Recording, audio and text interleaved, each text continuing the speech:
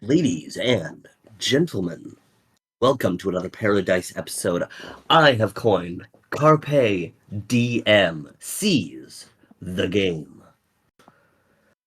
I am formerly Dungeon Master Wes, back at it again with my friends. I got Zach, I got Kristen, I got Owen, I got Nate, and of course we have our newest Dungeon Master in the TBS fold. It is Dungeon Master Liam, who will be running the upcoming Boundless Feasts campaign. Just quickly give us a little tease or give the audience something to get excited for. That's going to be starting in March. March. What's in March? My campaign. Oh, crap. Lots of delicious. I almost said lots of delicious in dungeon. Nope, that's not right. Yeah! It technically is. Be careful. A lot of delicious meals, and possibly tears.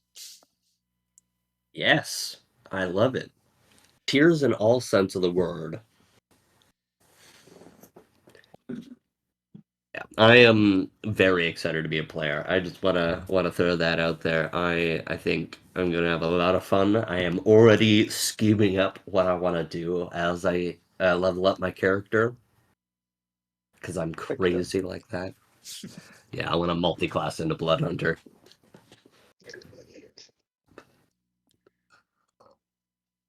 Right. So, Carpe DM sees the game. Today, I have a couple of questions for Liam as he, like I said, becomes the newest Dungeon Master of the Boundless Shores YouTube channel. And of course, I'm going to think of some other questions, get my fellow players involved. Liam has a couple of questions for me about running the game specifically, and a couple of world building questions in that sense. And if you guys have anything that you want to jump in, ask some questions about, get the conversation going, I would love to hear from you guys. I think just to get us right into the conversation here, I'm going to start off with my first question for Liam. As the newest dungeon master, what is something you look forward to the most about running a campaign, and what's something that you might be worried about? I'm looking forward to seeing all of your reactions of what I've built and making a great story for everybody. One of my biggest worries is that I might make it too repetitive, or I might reveal some plot points too early than I intend to. I think that's an anxiety that most dungeon masters feel. I know it too well that anytime I run a game, sometimes information just comes up. What's something about Daggerheart that excites you, and what's something that you may be apprehensive or worried about? And this is kind of more talking about mechanically the system rather than an actual the actual story. There's a lot of Daggerheart that excites me. I love the classes, I love the adversaries and the rules and stuff. I can't say there's something that I have been too apprehensive or worried about, but knowing my group, I'll probably find that out as we play.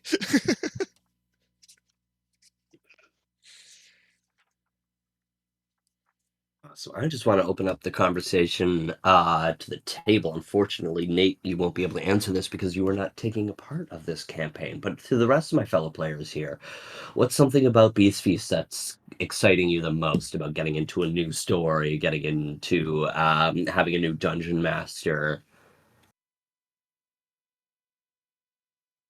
Uh, I think one of V's characters not fucking hate me.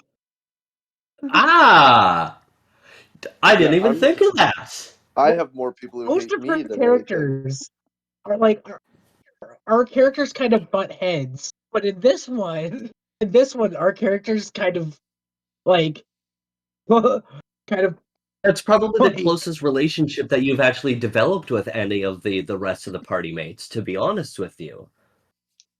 like you and P are like the two that were connected the most.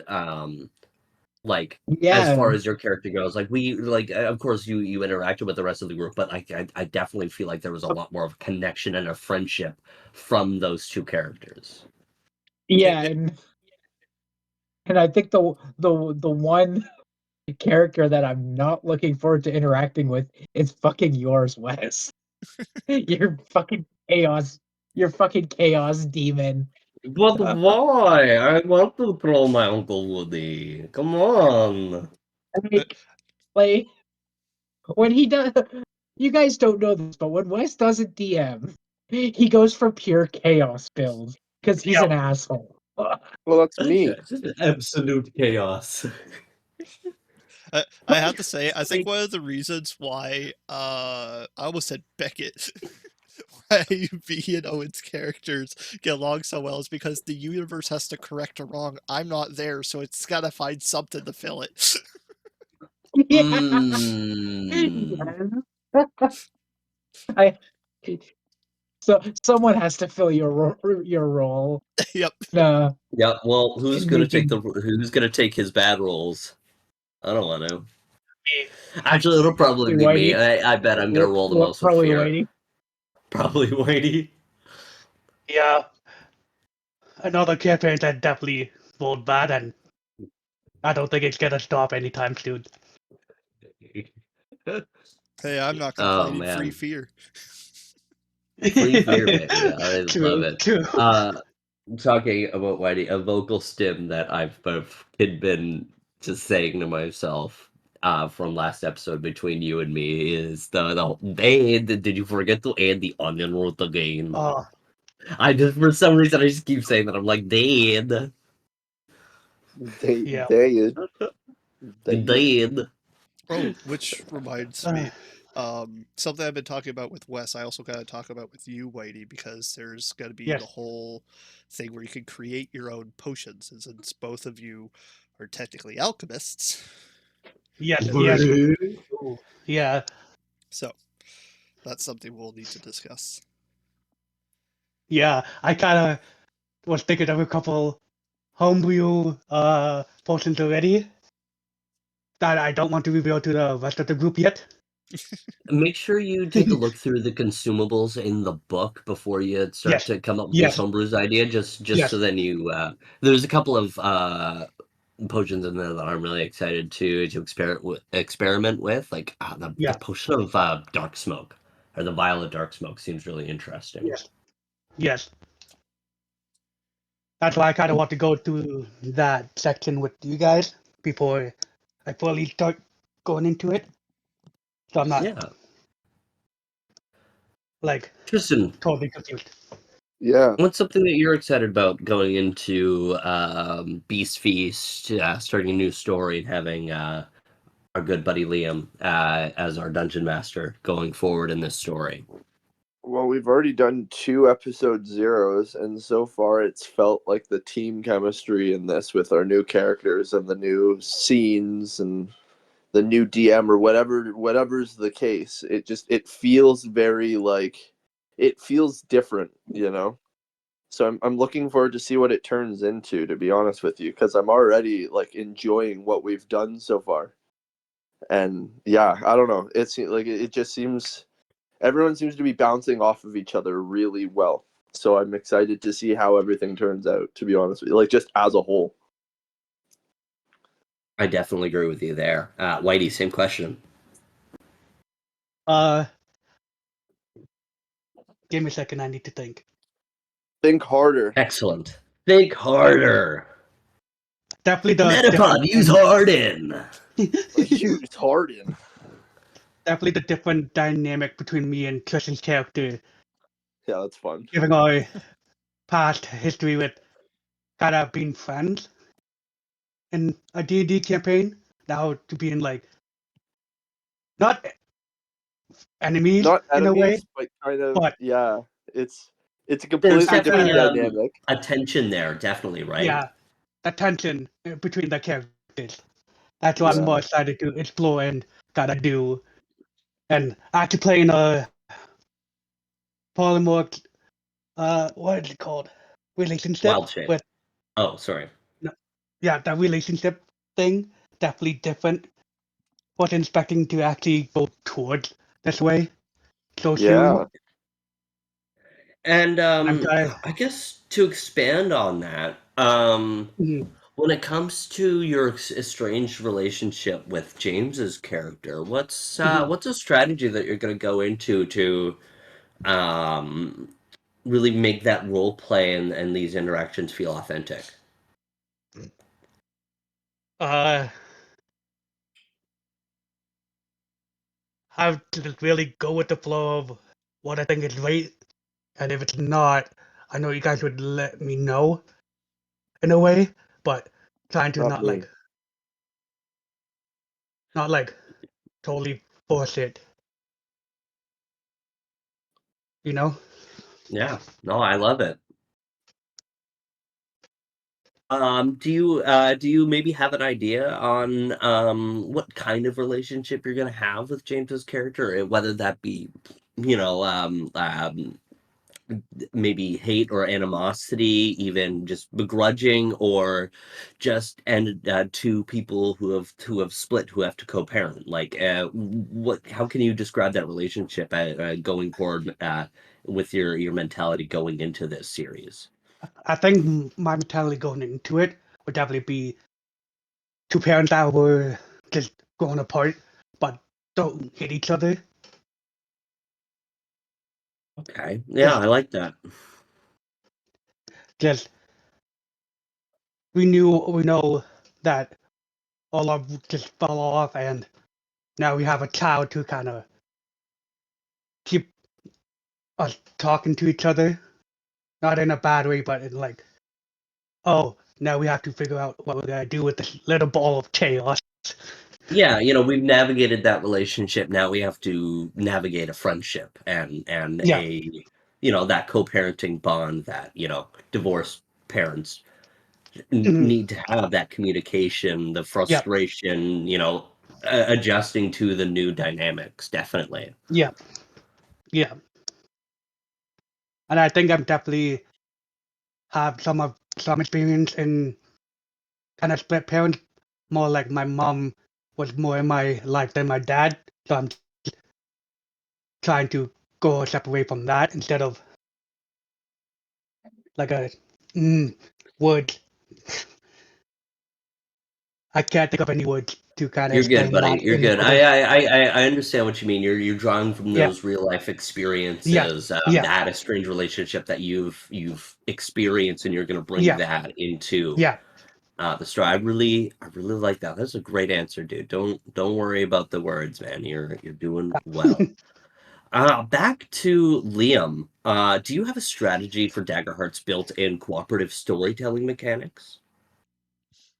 I will eventually. I'm still getting used to the whole cooperative storytelling system, so but thanks to some of the videos that you said to then watching more on the channel, I think I've got a decent idea of how to implement them. Oh.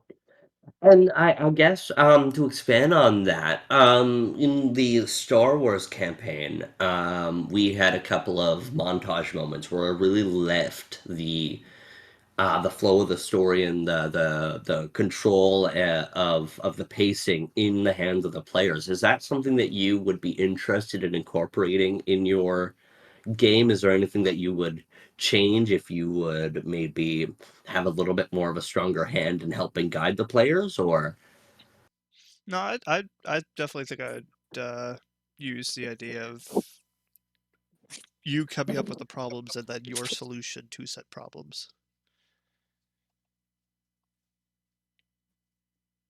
Yes, I can expand that to my fellow players. What did you think about that mechanic? Because that is not a rules as written. That was something that I kind of expanded on from the built-in cooperative storytelling mechanics, and I incorporated a couple of the rules, the countdown timer, and these storytelling mechanics.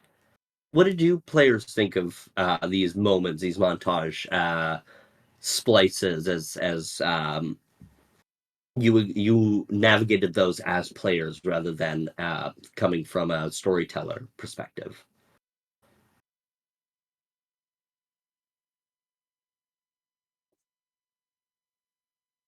Hmm. Did you like it? Is there something you would have changed about it? Are you referring to those like montages where you're The like, montage hey, reels where no, I the ones yeah, where you're sorry, you like, go on. hey, you tell me what the problem is, and then you tell me how you try and solve it.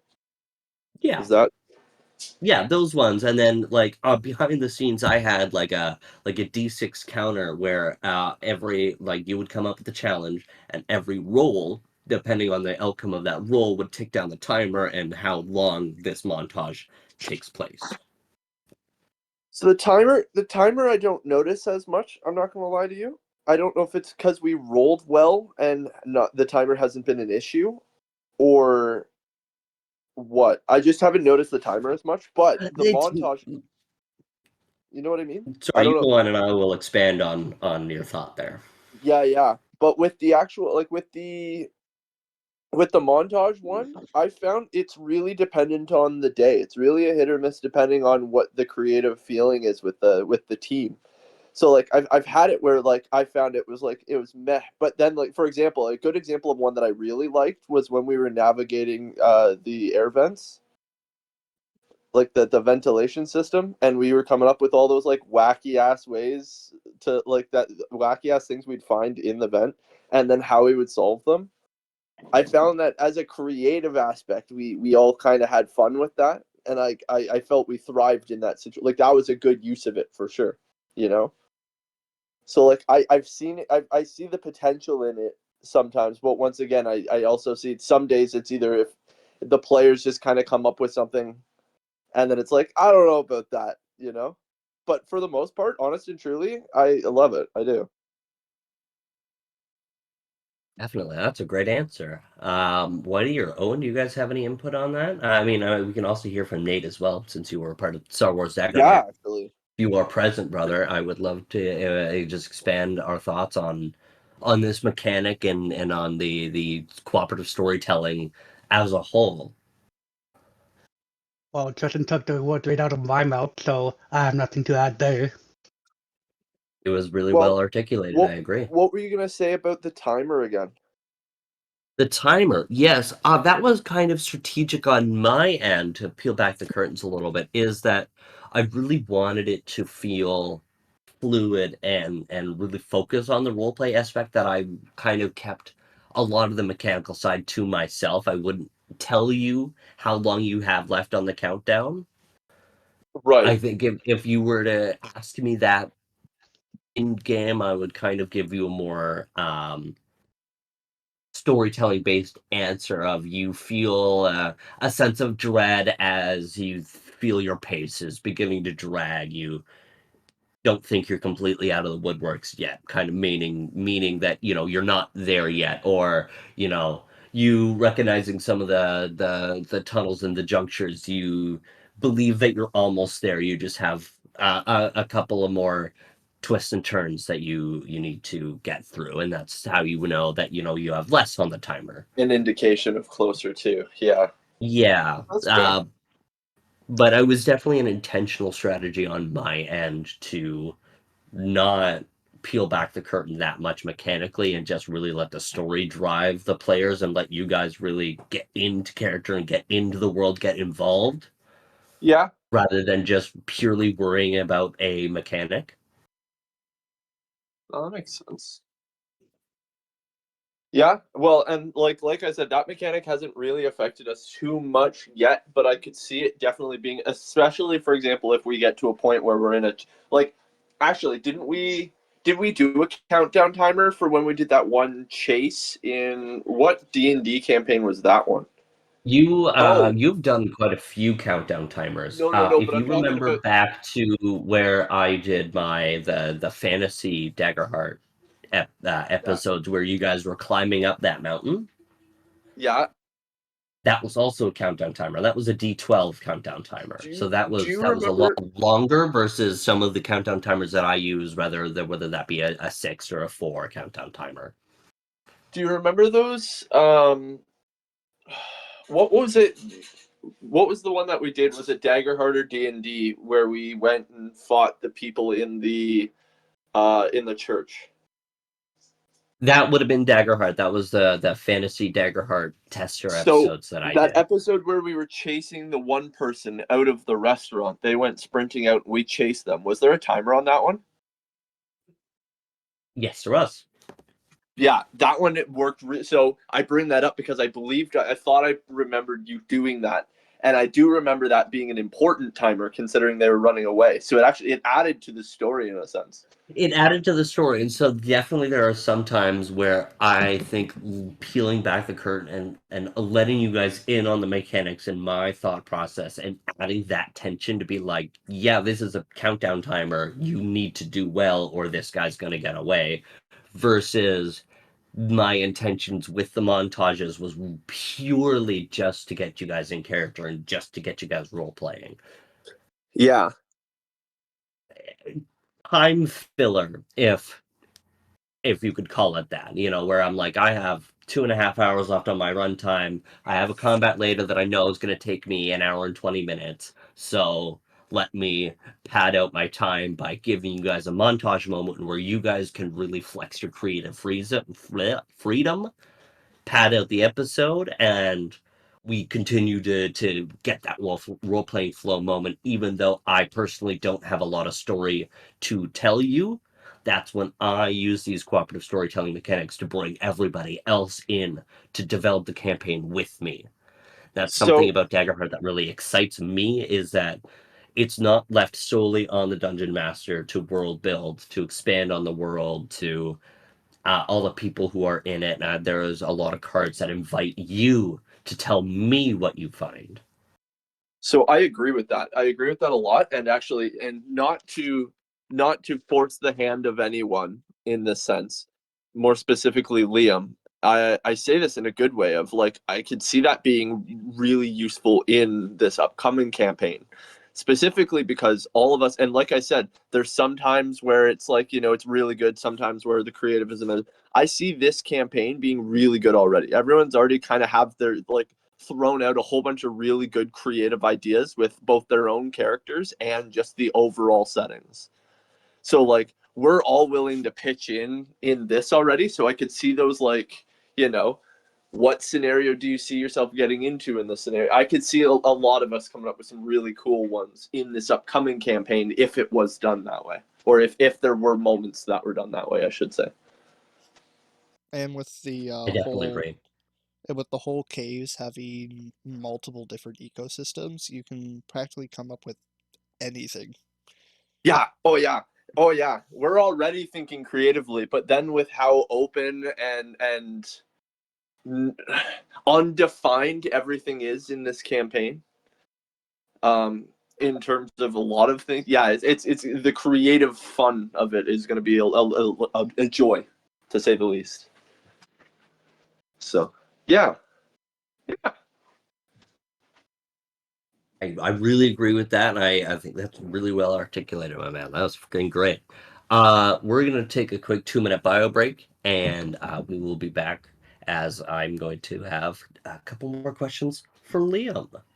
Yeah, I'll have some too for Liam and the Hell party. yeah. Right.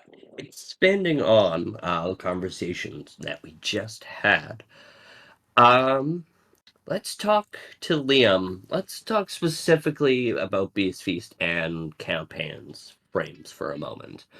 Um, what about the Beast Feast campaign that drew you to want to run a game? Mainly it was the I think they're called keystones. The like what they're based on. Touchstones. Touchstones, that's the word. Thank you. Um I love Monster Hunter, and I've watched a fair amount of One Piece, and knowing that I can have a campaign frame based around the seriousness and silliness of those really intrigued me. That's awesome. How's it been building off of a campaign frame as opposed to creating your own world? It's definitely been a lot of help. Like the campaign frame, they give you more or less a beginning and an end. So that's in campaign. That's really all you need. It's trying to get your players to get there. So, Yeah. but with Is there anything? Oh, sorry. Go on. I was gonna say with it being Beast Feast, it can be such a large world, but also a small world at the same time because most of it is just going to be the village or the cave, really. Yeah, and definitely like learning um how big you want your campaign and your world to be is definitely going to be a bit of a challenge, especially when you're doing something as closed circuited as like a cave system, right? Mm-hmm. Instead of having a wide out spread world where you can go here, go here, go here, go here, you kind of really have to follow a certain path, more or less. That's one of the things I like about the Plover Caves is like even its description, it is nearly endless. Like there is an end, and I can make it as big or as small as I want it to be. And that's exciting, but also at the same time, it is a tall task. Is there anything that's been frustrating or challenging to you about building off of a campaign frame that you probably may have not experienced if you developed your own world? Um, I can't say that I really have. I haven't really built any full-blown worlds. If anything, most of the stuff that I've created is based off of other things that already exist. Like the one shot that I ran, it was based off of your previous campaign going into Boundless Shores.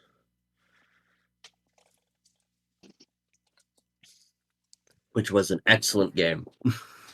And that was also in a dungeon, which is, similarly closed circuited like a cave. So bing bang Yeah. boom, man. And I really think going into a dungeon delving style game is really interesting because that's if you know anything of the history of TTRPGs and Dungeons and Dragons is that's where it started in. It was you go into a dungeon, you get loot, you go back to town, and that's kind of it. Interesting. If reading into the history of Dungeons and Dragons and how it formed, it's really intriguing story. Let's change pace just a little bit. Does anyone have any questions for me For you? or moi?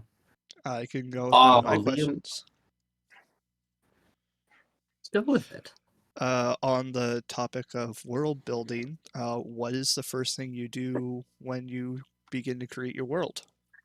What are the steps you Oh take? man, you asked me the hard one first. I think my answer is twofold. I definitely world building itself is super important to me whenever I run a game, especially because I really like to run very politically centered campaigns. If you know anything about the Boundless Shores, you know it's a very political campaign.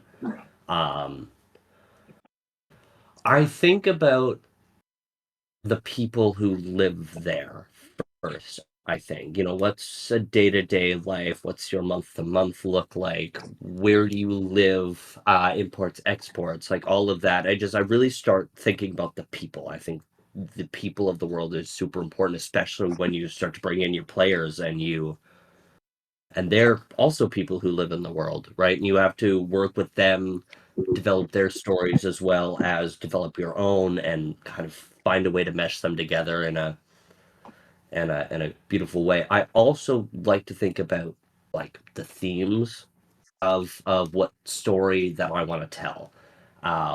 What's the story that I want? What's the message of my game? What is um the conflict style, whether that man versus nature, man versus society, man versus self.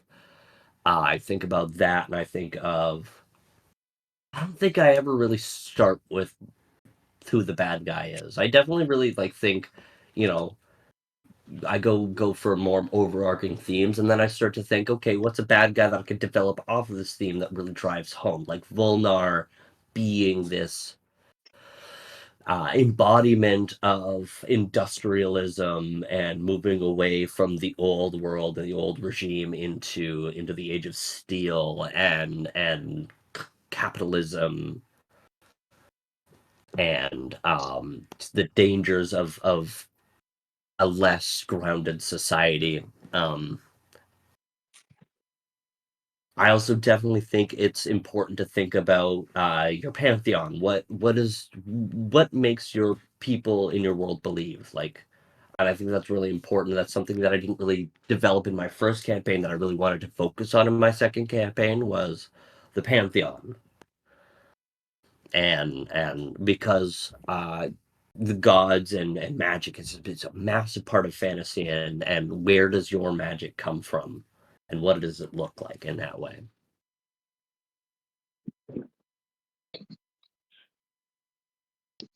See, I have a question for all of the people who have DM'd in here so far. What is the hardest part of DMing as a whole? So, and I'm not just saying while playing, I'm talking as a whole, like either in terms of building, in terms of interacting with the players, in terms of maybe you create something and then your players don't send you down that path, so you don't actually get to do it, or you have to force yourself it, like anything in terms of the DMing experience. What is the hardest part? I want to see kind of the Self-doubt. contrast. From when I Sorry. from when I DM'd a while ago, Yeah, the one that I had trouble with was answering questions I wasn't expecting. yeah, So, I can see that. like for example, when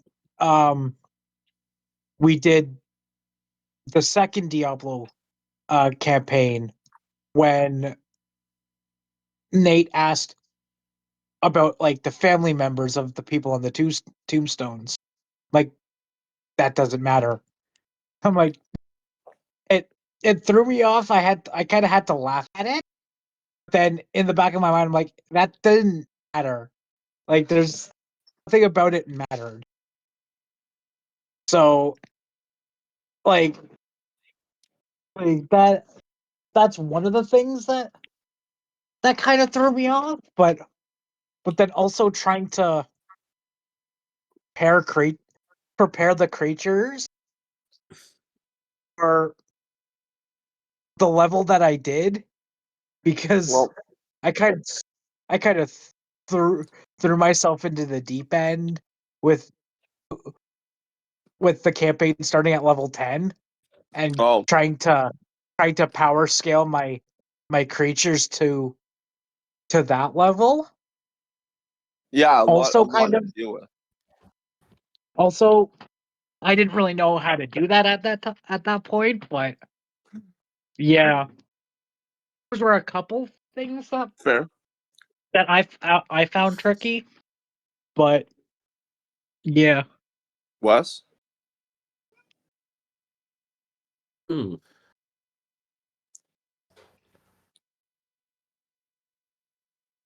Let me hear from one of the other dungeon masters as I formulate my thoughts. Fair. For me, Ooh, sorry, Nate, you can go we have ahead. 4. I totally forgot we had 4 people who have been DMs before. Liam, you go ahead, I think Nate wanted to go though. and then Nate can follow up. Okay. Oh, all right. For Ooh. Rock paper scissors. I don't know. Rock, paper, scissors. Both of you have no camera. Liam, Rock, paper, Liam, scissors it out. go. okay. You pick it, I think Andres.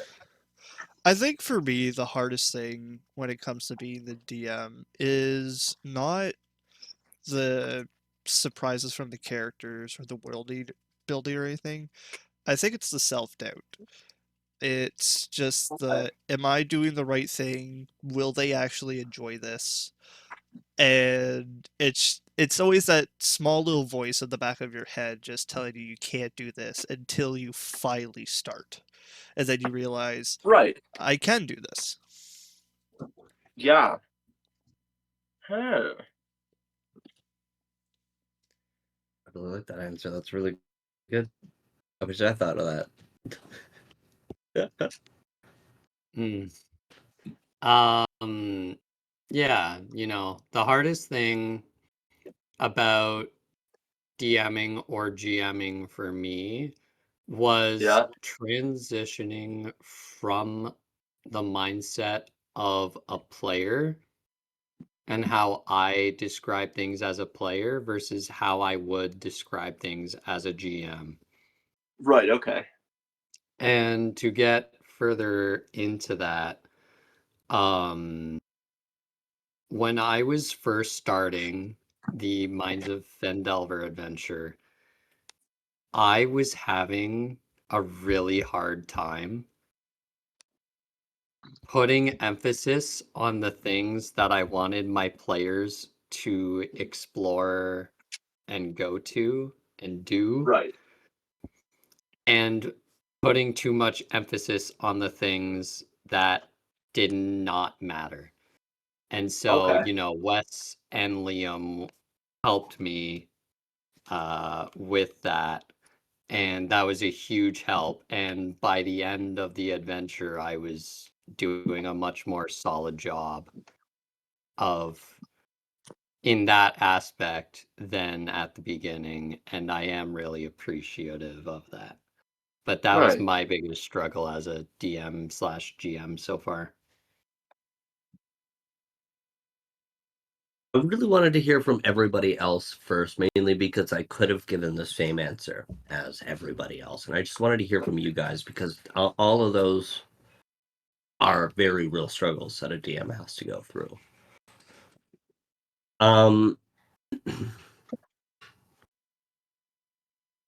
There is a lot that I could get into about the things that are frustrating, things that are challenging.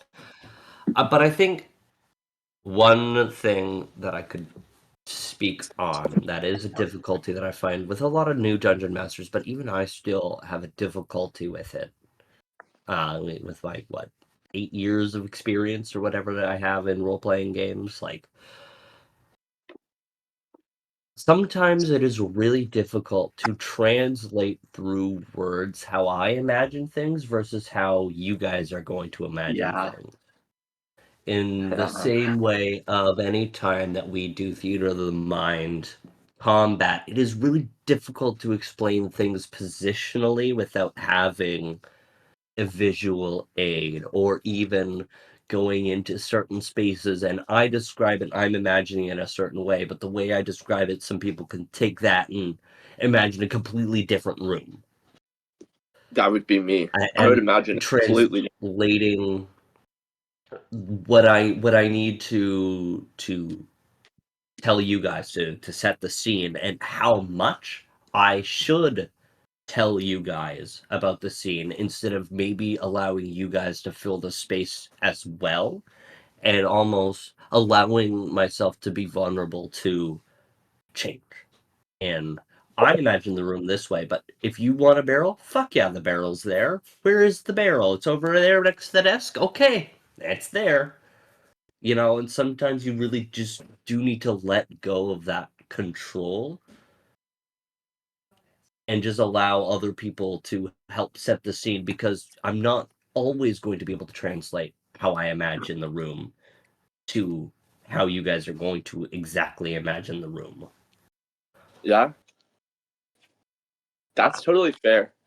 I like that. I like that. And I asked the question mainly because I knew there would be a bunch of different answers and it's really dependent on the person, the campaign, the group, the whatever. But I know like each of you have like different experiences with it and different struggles with it. Another question I had following with that, and this one's more specifically for Liam and specifically for this campaign, is there any character in particular that you are most either nervous or cautious about DMing?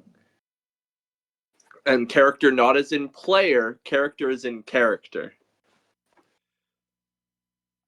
Um, I I know can't that's a weird question, but I can't say I'm exactly nervous about playing any particular character.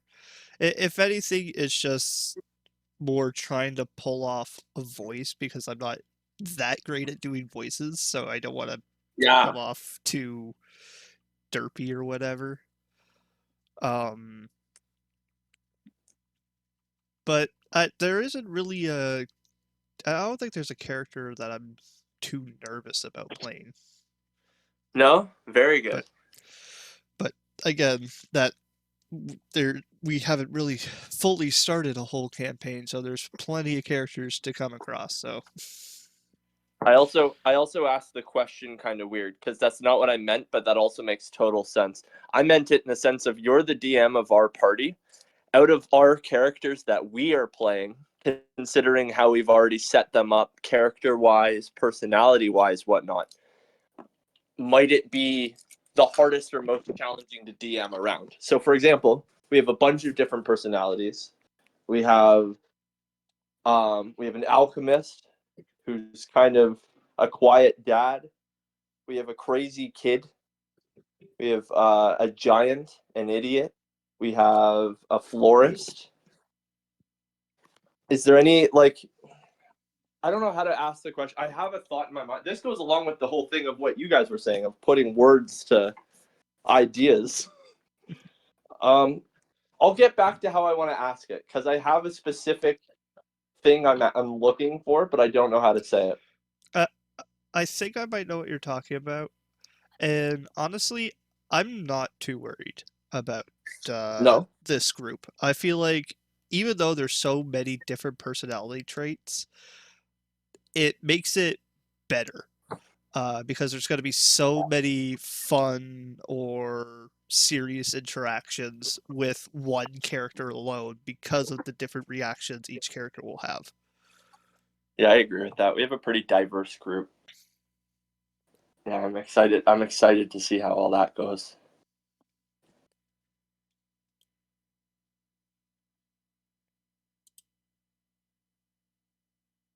I don't know any other questions to ask right now. Anyone else got any questions to ask anyone? I have a question for the lot of you. Heck Ah, yeah. excellent. What has been the greatest feeling or achievement you have made while you have been playing TTRPGs? Oh God. I mean, you want me to tell you the truth? This is going to come from me, the I would say youngest in terms of experience for playing these kind of games. Purely just hopping into the group and being open to frying. I don't know how to explain that, but like just being able to jump right into it and not being afraid to express your character or what you want to happen with it. I know that sounds ridiculous, but like my very No, first moment. I definitely agree with that. Well, specifically though, in your campaign though, if you remember, Wes, when you had got us to, we were walking around and Kirby went and found the wheel. I was Yeah. really excited to start the campaign, so I'm glad I jumped in because I'm like, I want to try and get as involved as quickly as possible, and that was definitely. I was very glad I did that because it made for a lot of And fun. from a more tenured experience, that's from bringing a lot of new people into this game. I've not seen many people leap into action like that and not be afraid to make mistakes or be an idiot or act a fool or even just getting into character sometimes is really difficult for new players to really transition from I am Wes versus I am Lilith. Like it's a very different world you're entering. It's not like writing a story. It's not like even LARPing at a fucking LARP event. It's very vulnerable. It's very intimate when you're sitting here on call or around a table and you're a first time player and all these people are rolling fucking dice and doing math and saying rules that you don't understand, and just your willingness to jump right in and act a fool and be your character was really exciting to watch as a tenured player.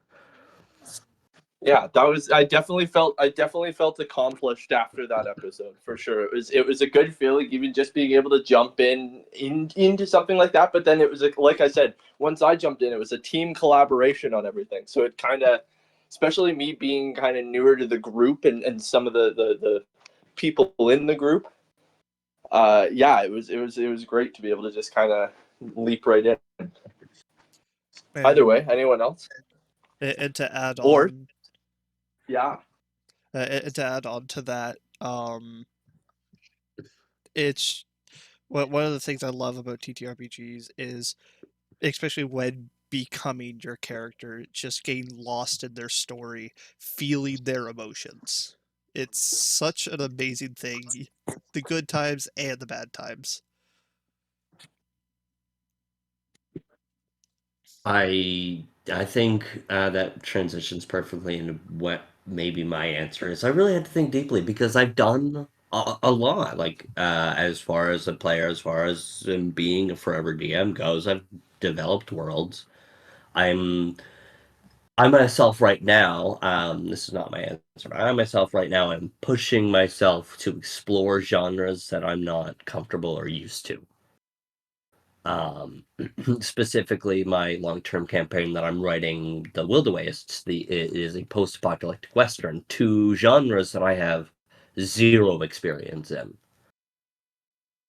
and weaving those genres into the Daggerheart fantasy because it is a fantasy-centered game, and so finding the balance between fantasy, western, and post-apocalyptic has been exciting, but also a challenge in the same way. But that's not my answer. Answer would probably be is when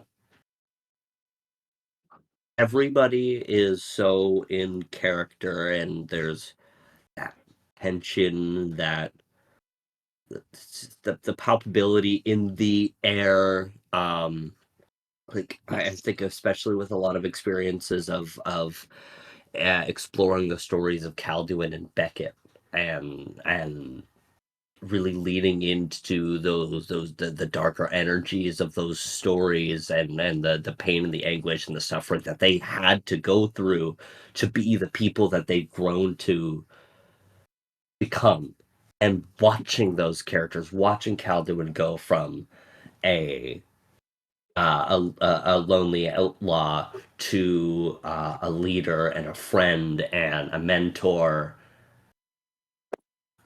and watching not only Calduin go through that story, but watching Liam go through that story and the highs and lows that he felt while he was in character in the story that I wrote. I think that made me feel the most accomplished.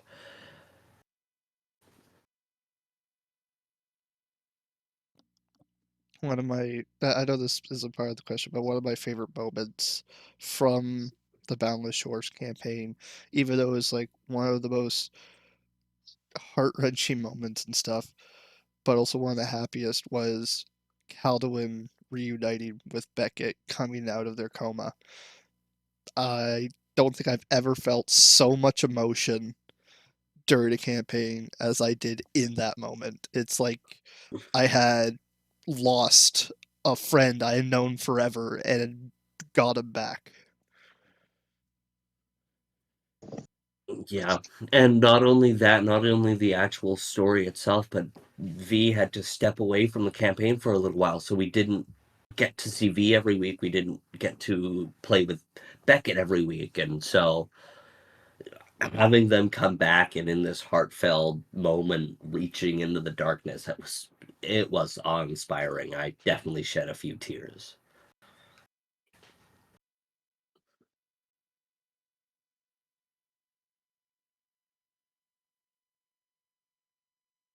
Um, we not heard from Owen or Whitey, or what do you guys have an answer to this question?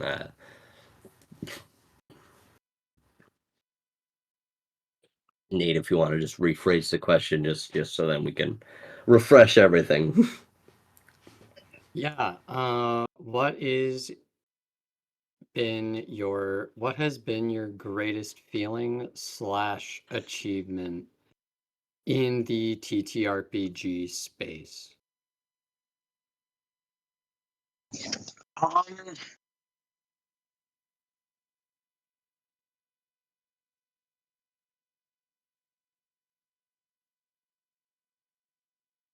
Personally, for me, I would say my greatest achievement is attempting to dungeon master to DM a game. Like that. Yeah. Like, honestly, like that was such a curveball that I had to try and learn and do. And if I'm being honest, most of my characters don't do much. But Oh, definitely. And I think it really uh, gives you an appreciation for those who do run the game on a regular basis, right? run long games and stuff. So yeah. And I kind of want to expand and like Owen, you said your characters don't do much, but I think a moment that I felt the most proud of you in our entire TTRPG history has been your willingness to explore Orgolan's story and watching you step into that role as you do have sometimes a bit difficulty stepping into that character space, but watching you be Orgolan and play Orgolan and navigate that story of the hardships of his family and being ripped away from house and home and the feeling of responsibility. It was really exciting, especially when it came down to the altercation with Count Vragos versus Orgolan, and that whole story. How um, again, I'm going to use this word. How palpable that relationship between Orgolan and Savell really felt, of an estranged sibling who really wants to reach out, but the other sibling won't extend their arm back. And that was a moment that I was super proud of you, Owen, is watching you explore that story from, again, just a loner like Calduin into something more. I also think another moment that you were really proud of me was when we were preparing for the fight at uh, the manor, and instead of like while we were preparing, instead of like fighting, I went to Kay to ask for advice. Like Yeah, I think that was also like one of the your more proud moments of for me. Like so that's also definitely. one of And the I think moments. like your play style, if I could go out on a limb here, your play style has been mainly a lot of combat based. You really enjoy the combat of TTRPGs, and you would struggle a little bit more in the role playing aspect. But in that moment where combat was imminent, instead of staying quiet, you chose to role play and you chose to step into that role and you chose to dig deeper and build on this relationship, build on your character, and seek advice. It is hard to ask for advice in real life, and even when you're playing these heroes, these people who should be able to do everything. You're playing your best self almost. And it's hard to just be vulnerable and ask for that advice and go, I don't know what to do in this moment. What can I do? I think I was very proud of you in that moment. I was proud of all my players in that entire Battle of Vampire Hill. arc was all of just the raw storytelling, the role playing, the anguish, but also the celebration and the loss. Um, I really wouldn't attribute that arc solely to myself. I really do think it was really character driven, and it was really you guys telling me the story, and I just played off of you. I definitely felt out of all the battles, that was one of the ones we felt most like a team. Like we just bounced off of each other in the combat, just Hmm. blow for blow. And even in roleplay too, the connections with your players and the NPCs, the players between each other, that friendship. Like I specifically like think of Milo Calduin and Beckett and Peter and Yonatan and Yonatan. Oh nope, that's not your name. Orgolan and Kay, like these relationships, Calduin and Kay as well. Like that really felt like we all stepped into that role. Just like how Tristan describes the beast, the boundless feast is where it all just felt natural.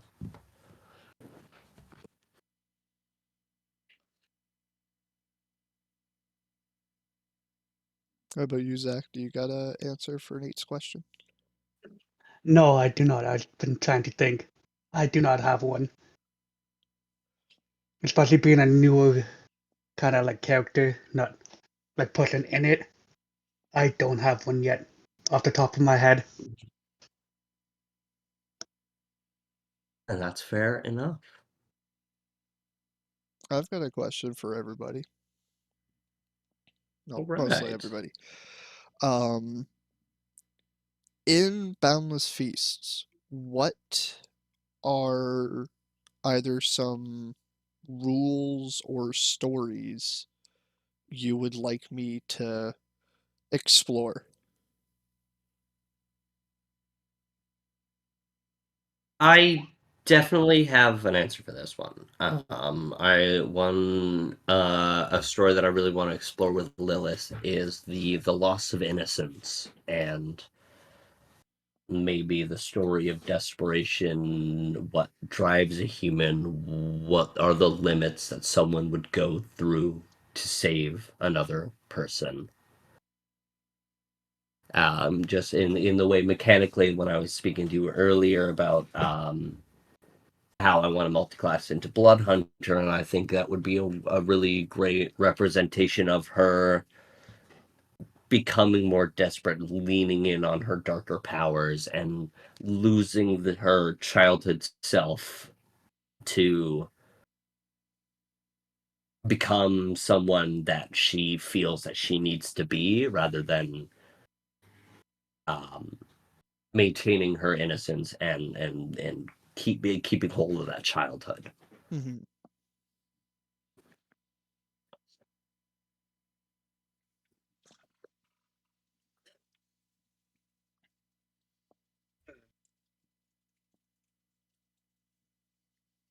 Anybody else got any things that, excuse me, sorry, they would like to see in my campaign?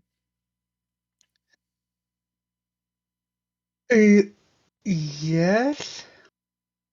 Kind of like my character kind of changing in a way of not being so like stubborn, kind of letting go of the fear of losing his daughter in a way. Because I know that fear is already there from uh earlier, you know?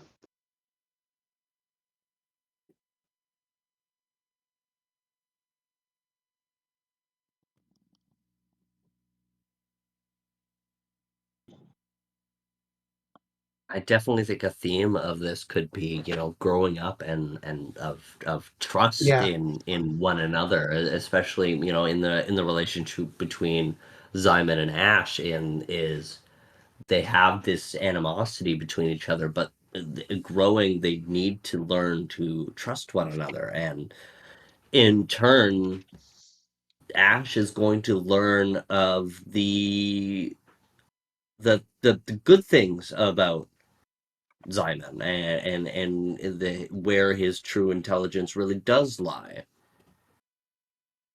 There's so many And different so dynamics that are going to grow. You're so right. Yeah.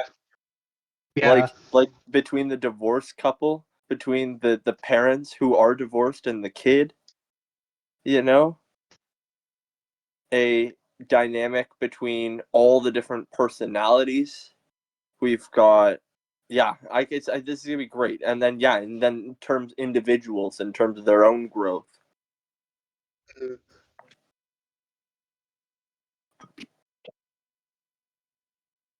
I was on mute and saying it earlier though. I don't really have much though. Like there's not much that I'm looking to particularly see. Like I definitely don't have any rules that I would give you, as I'm not much. I'm a pretty free spirit when it comes to that. I like it to be as just open as whatever. So I whatever rules you have is great. But in terms of what I want to see, yeah, it's just I don't know. Nothing. No, Yeah, there's nothing in particular. I don't think. when I say what rules, about I'm it's specifically Simon's story himself? Well, yeah, I definitely agree. Oh, like it's purely referencing the individual stories. Sorry, I don't know if I understood what you said there.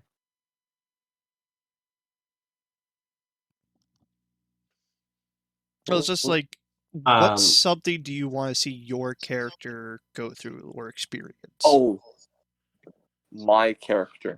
Okay. Ah, yeah. I want to see a growth in maturity and responsibility, not just for others, but for self.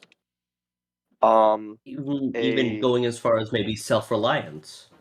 self-reliance, zoning in on the skill, because I have the character. Simon has plenty of skills, right?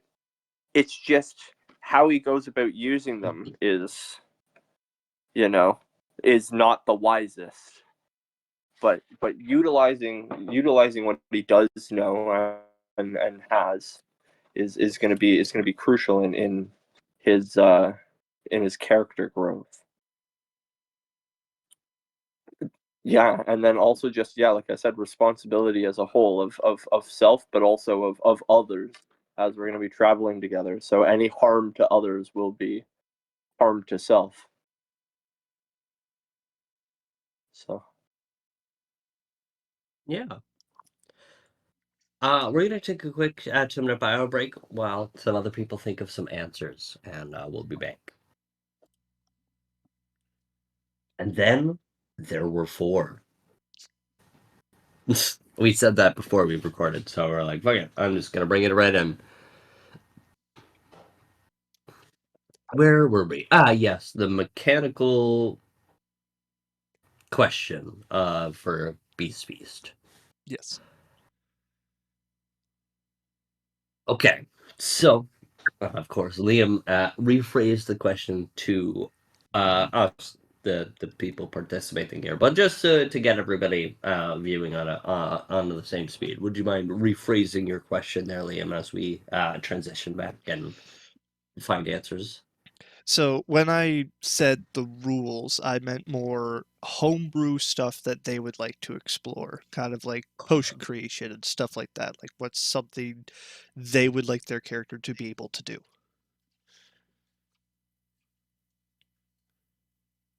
Hmm. Yeah. Do you want to take it away, Whitey, when it comes to alchemy? A little bit, because I have a couple that I just thought up. Take And it away. I would love to hear from you, my man.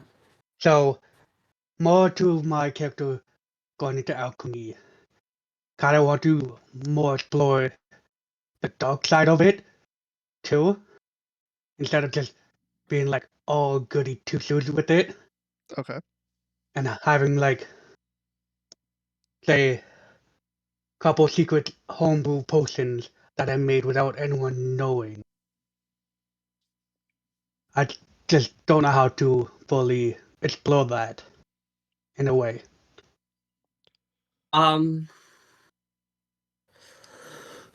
It's funny you mentioned that because it's kind of something that I have been exploring. Again, for the third time I've said it this session, I want Lilith to multi-class into Order of the Mutant Bloodhunter. Which Zach, if you want to go ahead and take a look at that, it's in the Void stuff. But it's basically where I get to drink custom potions and I gain a certain alchemical benefit from that. And something that Liam and I were discussing is that what was the terms that you used, Liam? I'm not completely recalling. Oh, for like the two sides of the alchemy. Yeah. I said, where was it? I can't remember. Maybe it was higher. Oh, right. So how you, Zach, are a druid, and we've discussed that your druid forms are potions. So you went more into the polymorph alchemy, where Wes went into more of the enhancement alchemy.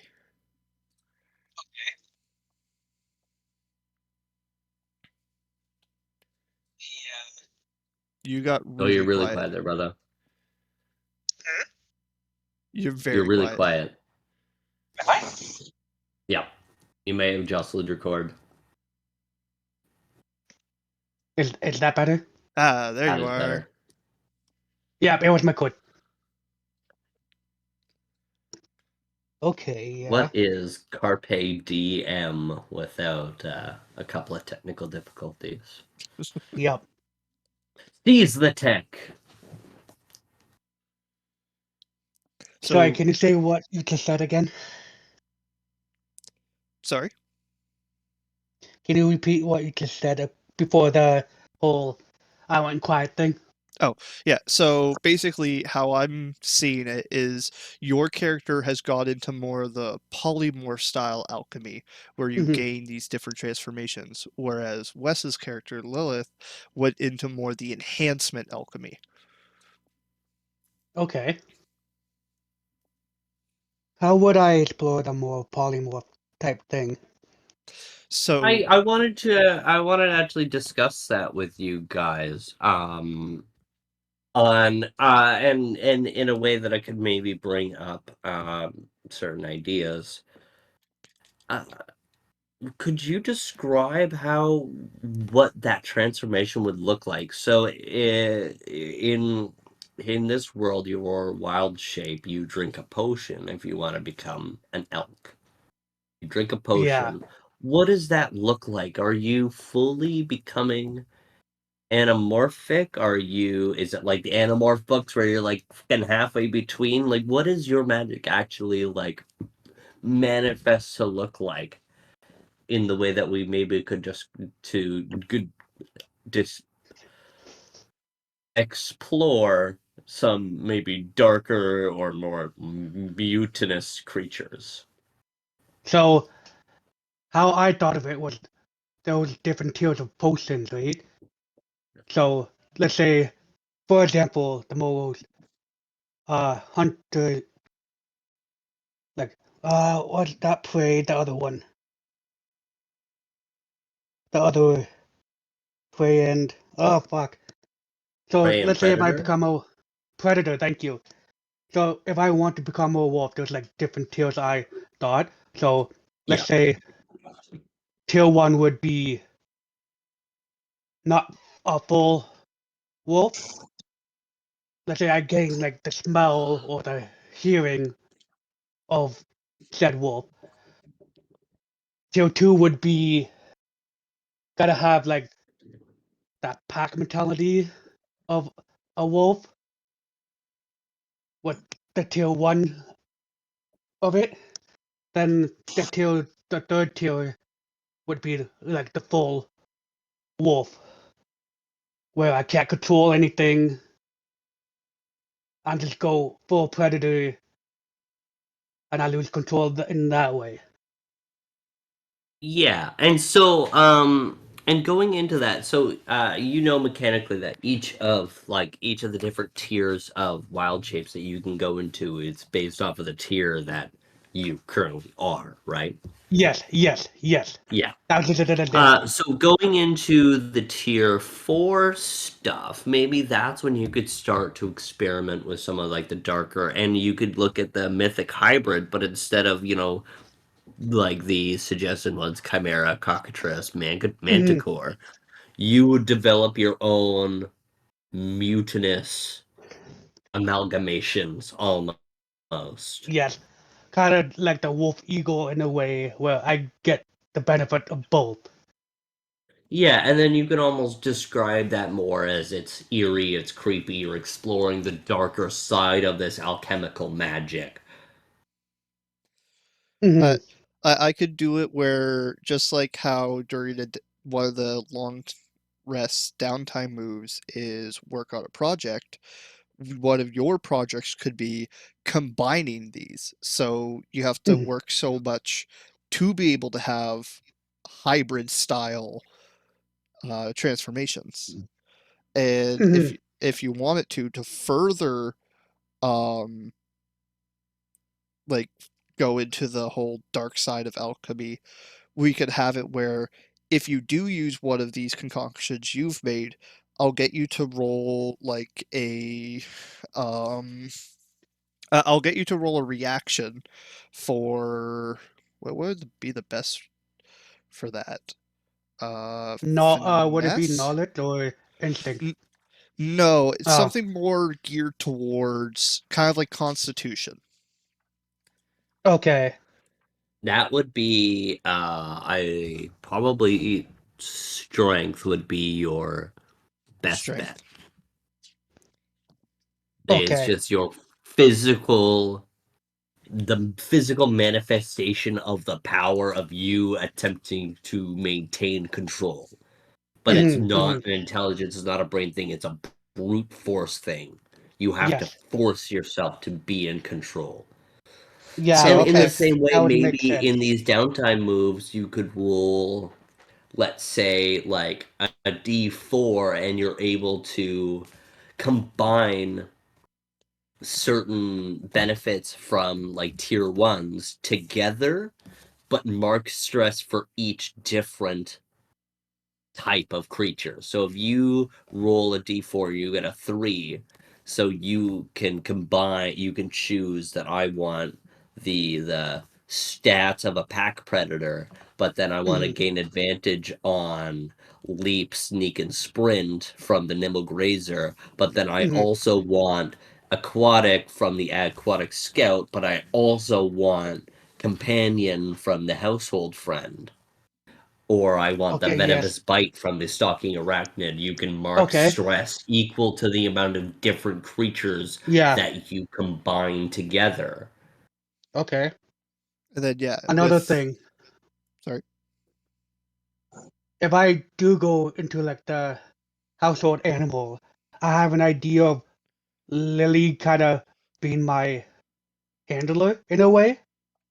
Okay. If it if I decide to go that way. Indeed. Yeah. So yeah, so the just to clarify with the reaction roll. So with Hmm. you experimenting with these forms, it will be the reaction roll will be hope or fear. It won't generate anything, but if you roll with hope, you will be in control. If you roll with fear, you will lose control. Okay. So fear, lose control. Does that sound okay? You can veto this. Yeah. This is your homebrew. I think the And fear and hope maybe we could thing would. add like I like the fear and hope thing, but I think I want it to be like a constant struggle. So maybe mechanically we could have it as he has a constant countdown timer equal to his spellcast trait, which is Okay.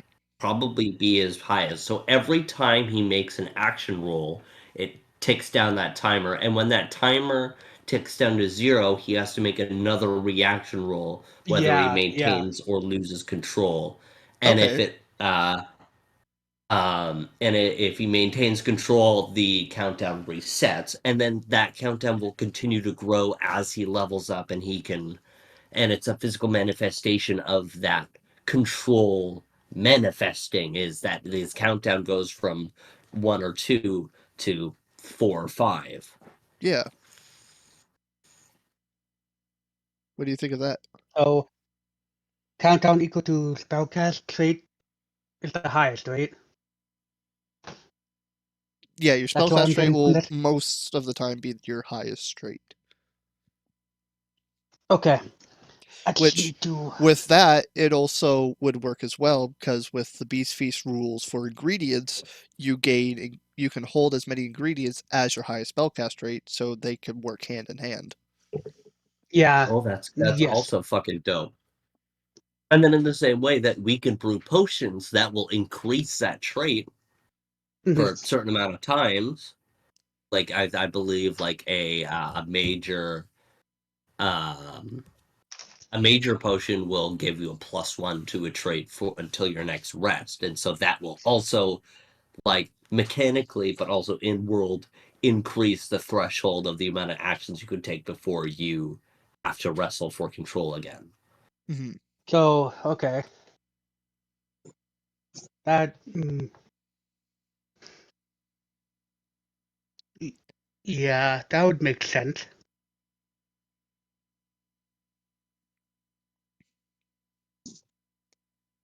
So I'm just looking at something real quick.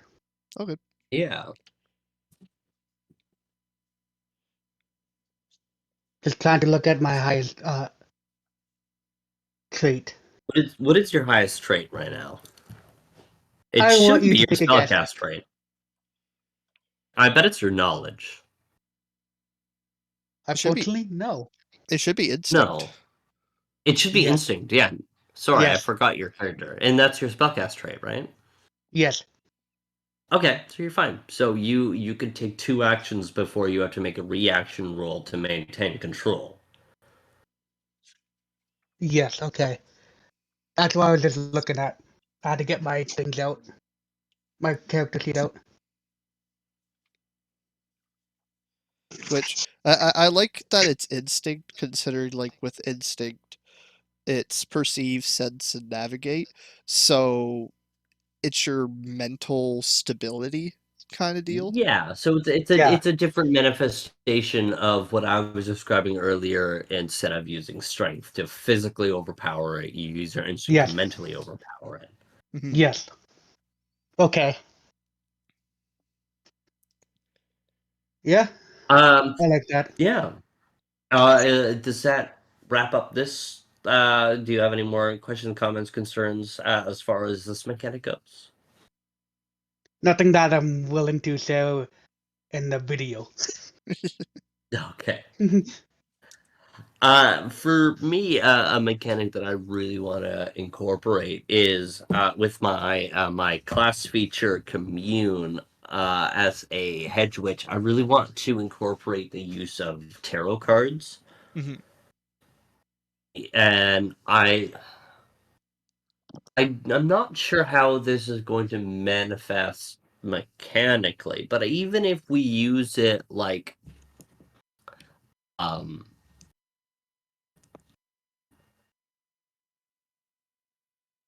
as almost a story driven point, there is, I believe, 78 cards in a tarot deck. I'm trying to narrow it down so I can just roll 2d12, but it's kind of difficult to, because there's a lot of different stuff that's going on in a tarot deck, that, like, it might be interesting. And this would require a lot of dice rolling, but I would roll 3 D100s, and then, make sure the number is between 1 and 78.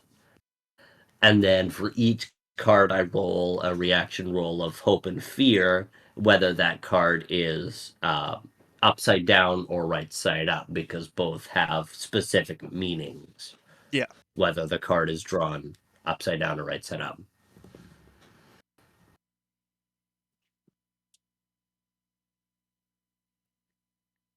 Yeah, I think. And like I don't know and so like as far as mechanics go, if I use my commune ability, which I'm gonna pull it up on here because on my character sheet it's not correct.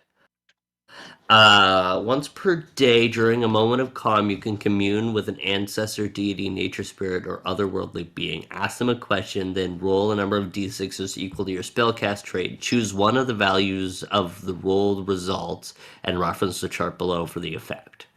1 to 3, you taste a flavor, smell a scent, or feel a sensation relevant to the answer.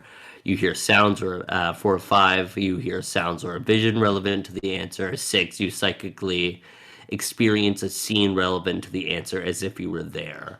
But I can also use that whenever I use my commune. I draw from my deck, and then it almost I like my idea of it is that it's gonna almost give you prompts that you can use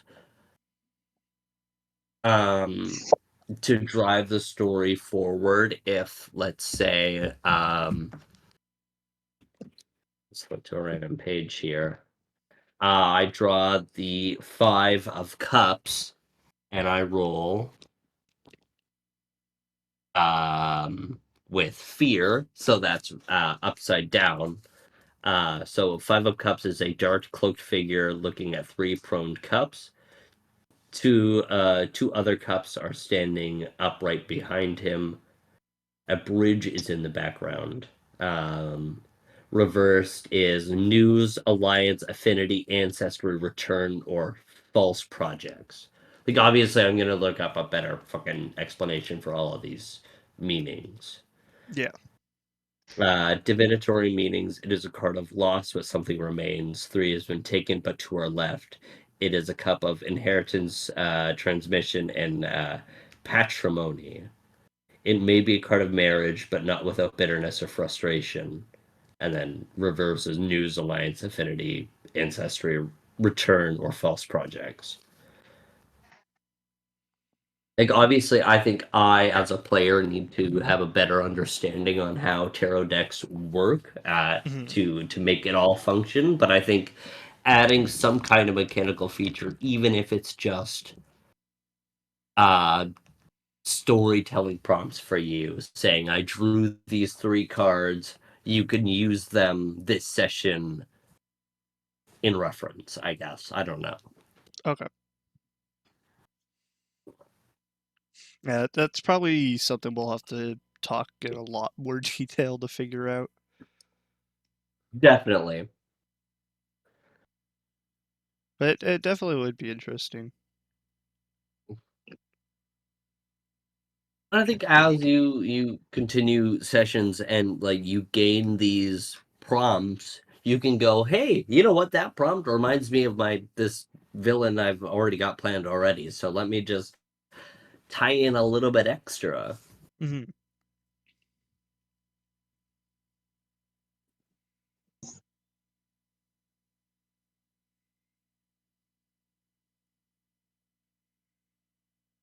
Hmm. Uh, All right. uh, Does anyone else have any questions? Sorry, Liam, did you have something you wanted to say? I was just thinking of something else that with the tarot cards. I know you wanted to do with like the commune thing, but also it's like depending on uh the card you draw, because like with the 5 of Cups reversal that I'm looking at, it says one of the things is with finance, it's release from financial loss, rebuilding financial security. It could mean you'll get bonus like rewards or something at the end of a combat or something like that. Well, that could be really fun too. Yeah, you like incorporating any of that as like as a prompt to be like, oh, this talks about finances. Maybe you'll get I'll give you a little bit extra loot, or you got a really dangerous card. I'm going to maybe add an extra bad guy, or um, there's something going on. Like I draw a card that has something to do with like fatherhood or like anxiety, and then you can really prompt Whitey into like going him on, being like, "Hey, you're really fucking agitated today." Hmm.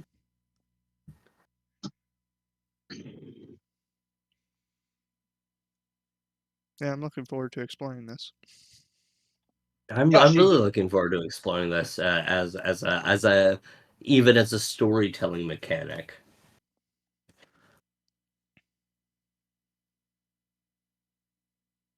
What about you, Owen? Do you have any answer to this question? You're playing a pretty mundane character as far as abilities are concerned. Is there any mechanic that you think you would be interested in? I know you were mentioning to me somewhat about how you wanted to explore your character's rage a little bit and his um journey of finding ways to uh mute that rage or keep it in. Yeah, that's basically what I was trying to go for, and like one of the like trying to find other ways than v- just me and V's secret that we have with this character with our characters. But yeah, um other than that, I have no clue. We'll cross that bridge when we get there, I guess. Carol, could you just expand on that a little bit? I want to kind of understand what is this journey of rage that you want to explore with Woody, and how do you think it could manifest mechanically? I mean, I'll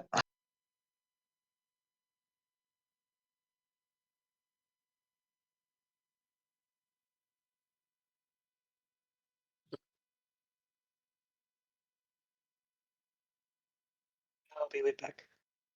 Uh,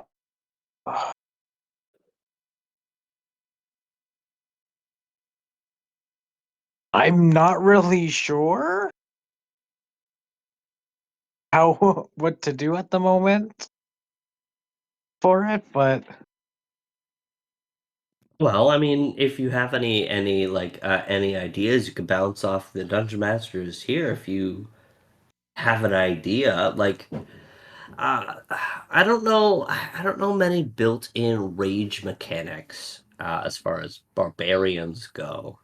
But maybe it could be a mechanical thing of like you really will play up your recklessness, and sometimes when you get into a sort of frenzy, maybe you could have like an additional +1 to your strength, but a -2 to your instinct or a -2 to your knowledge, or some kind of stat differential that really manifests you as like you losing control of yourself and your emotions. I was thinking, um, going alongside with the whole countdown timer and everything else, and the feeling of rage. Um, what if for every failed action, a timer counts down, and once it counts down, you go into this reckless berserk state where yes, you'll have increased will increase damage, increase stat or whatever, but it also makes you more vulnerable because you're not thinking straight. Okay, so you want to either like give him the vulnerable trait and like up his strength, or well, vulnerable just gives advantage to your opponent, so that you wouldn't even mechanically say like all opponents gain an advantage against you, because if you're vulnerable, then it's already a thing. Yeah. But would it be you're vulnerable until your next rest? Would you allow this condition to be cleared? Like it. I would allow the condition to be cleared by using stress. I don't know how much stress. I'm thinking maybe 2. Well, okay.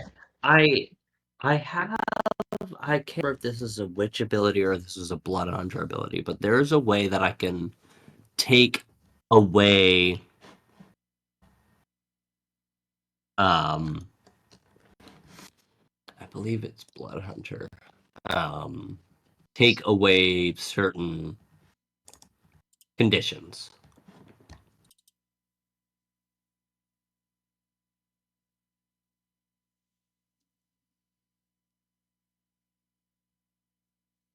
You have the ability in Blood Hunter, you have the ability if you are restrained or vulnerable, you can mark a stress to end the condition on yourself. Oh, okay, I misunderstood then.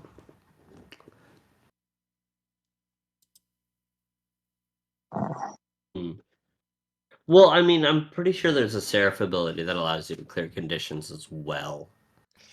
I think so. It's either a feature or a domain. Yeah.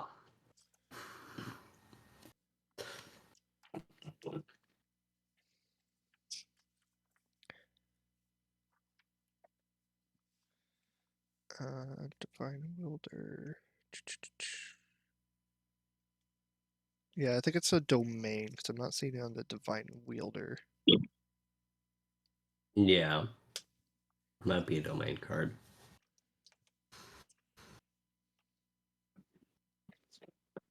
I'm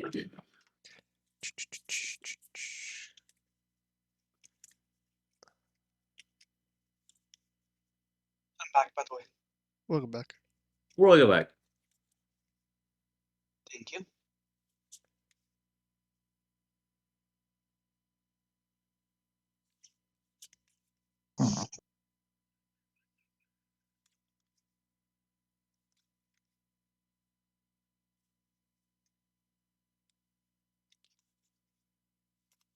I'm not seeing anything that can.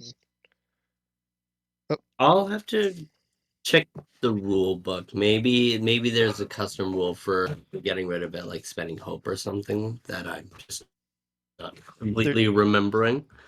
There's the level 6 restoration that you can spend a token to clear vulnerable condition. Mm-hmm. Yeah, we'll have to give that some thought, and or even maybe there's a lot of domain cards where you can permanently mark a hit point that can't be healed until your next rest. And then you can get the strength potion, the strength bonus, so like permanently mark a hit point slot and gain a +1 to your strength and advantage on all attacks. Like we'll definitely want to like buff the benefits if you're permanently marking a hit point. Yeah. But like I think that could also be a viable consequence for him slipping into that rage moment.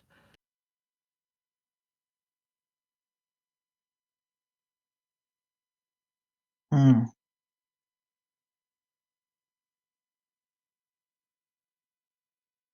You'll definitely have to think on what I want to do more. Like, we still have time to figure out what Oh, to do, definitely. so we don't have to decide right now. But Yeah. yeah,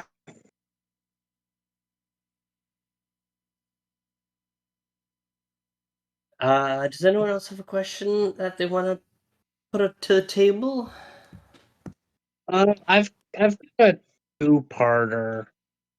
Um, so what's your one of your favorite character you've played, and what's your favorite NPC you've played? Oh, hey So I could guys. definitely answer the first one. If I'm definitely loving the character I'm currently playing, Beast, because it's getting me out of my comfort zone a lot. Had I been different than my usual self and actually exploring the role playing aspect instead of just the fighting aspect of it.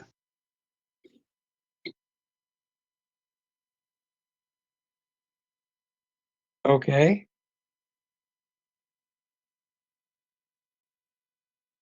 I I can't really say anything about the NPC part.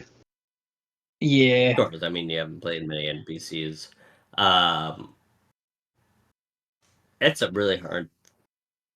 I'm gonna give you my top three NPCs, but I'm gonna give the same answer as Whitey. I think out of all the characters that I've played, I am most excited about Lilith. Just the stories like the. Unfortunately, during Minds of Endelver, both Skizzer and my Owl Wizard, they were funny people, but they just I really didn't get to like latch onto them in the way of exploring a story like how I've been developing Lily.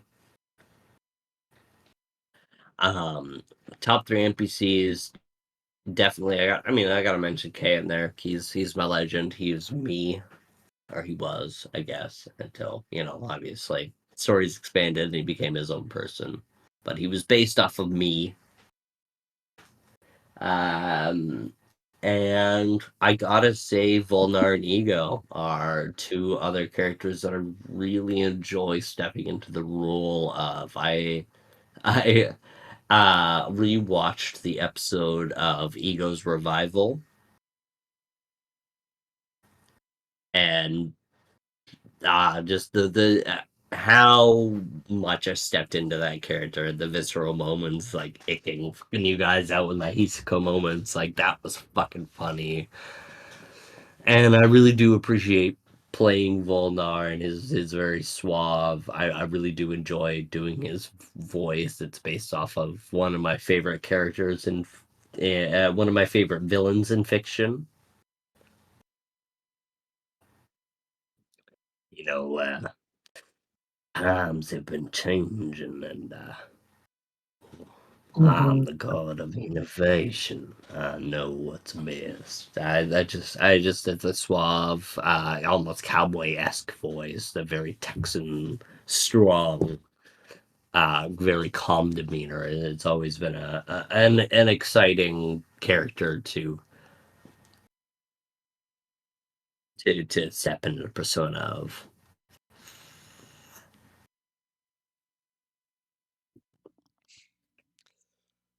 Out of all the characters that I've played, there's one mechanically and then one roleplay that I loved playing Arnir mechanically because it was fun playing that pacifist druid that was your typical control the battlefield type. But in terms of role playing, I really get into Caldoin, and it's just so much fun doing that. And in terms of NPCs that I've played, I have to say so far it's been Rusty, which is the Galapa that you've met in session 0. Yeah. I really enjoyed playing the like senile old character, and I'm really excited. Beatrice. Beatrice was fun to play too, but mainly because it's This all fun fucking watching you hate them. whore. Ugh.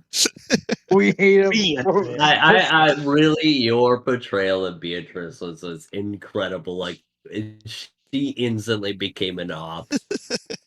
Hey, and I Yeah. really like that the nasally voice you go for on that.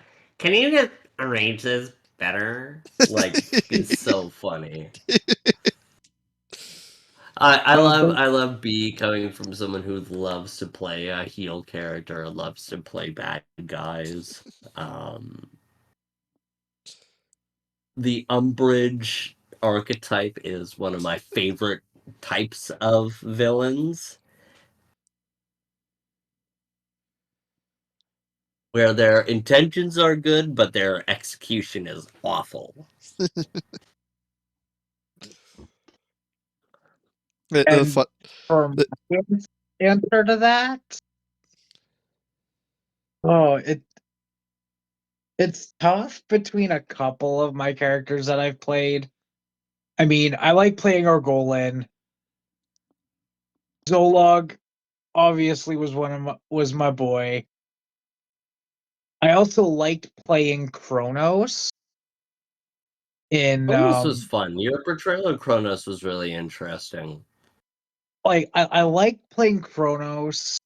That Like was a deep cut. That was back from Gwent's campaign, wasn't it? that was, and I just rolled like shit that campaign. That's You it's kind really of why my did. character didn't feel like he didn't feel like he was contributing most of the time because I was rolling like shit. Well, I But mean, I felt the exact same way with whatever my paladin's name was. I really didn't. I played one paladin. I just really didn't enjoy it. so like those are probably my top three that I've played. And my favorite NPC. I mean, you guys loved Geed. Like you guys We loved did. playing Geed. I kind of also like playing Deckard. Deckard Kane. He was also kind of a He fun was a one. fun portrayal. I do remember him. Um, we didn't really. I didn't really portray any of the other guys a lot, so those are probably the two that I like the most. But yeah, I wanted to ask that question when Nate was still here to get his answer for the latter, but Unfortunately, he would probably have said Yonatan and that Silvervale guy. yeah, Oh, yeah, actually, you know what? probably. He had a lot of fun doing those underground guys from that underground village. That was a fun session that he did, where we were all underground and I was fucking chaotic as fuck, playing with all the So kids just as Skizar. just being you. You are right. It is when I am a player, I really do go for a lot more of the chaotic type build.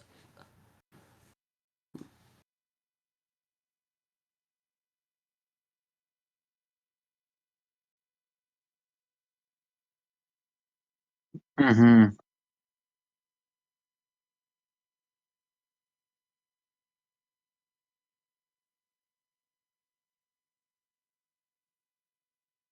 Oh, I also have another one. What character that you've played did you want um to get more out of? Like character wise or like just play wise. Um, I'd I'd have to say the character I played for Nate's Halloween one shot. I really loved that character, and I wish I could have done more with her. That it was such an abrupt ending that we couldn't Yeah, really explore much. Mm-hmm. I was gonna say the same thing with my character for Nate's one shot.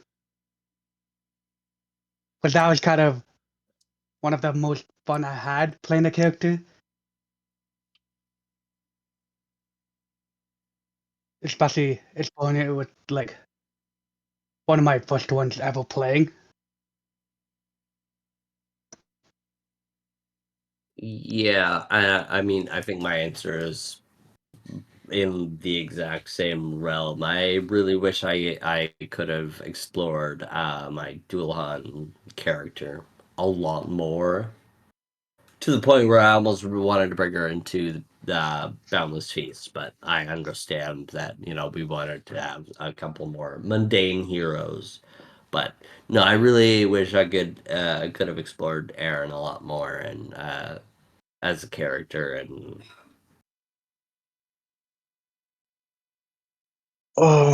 And for me, it's between the character I played in your ex's campaign, Wes, and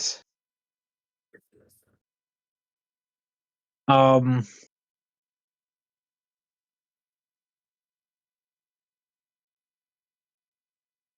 oh, I also wanted to play Kronos more because it was such a yeah, cool idea. It was such a cool idea, like the Dragonborn Ranger that I had. But yeah, it was those two that I wanted to. maybe in future you could re-explore Kronos in Deckard, because I know the Deckard Ranger is really fun to play. So I think because I mean I played the fucking Ranger myself. That was Aaron Kavanaugh by Doulahan. Yeah.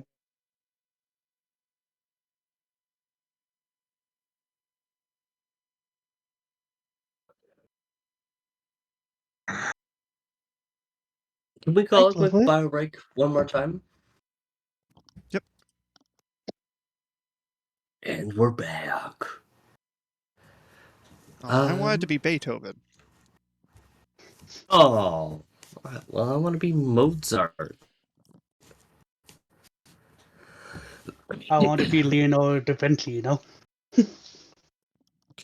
Yo, shout out to Leonardo DiCaprio. Wes, um,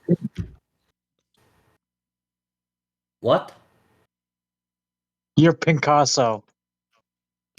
Picasso. Nice. Nice. That's a good one. Okay, I got a two-part question here for Liam. How has the character creation process changed the way your world building?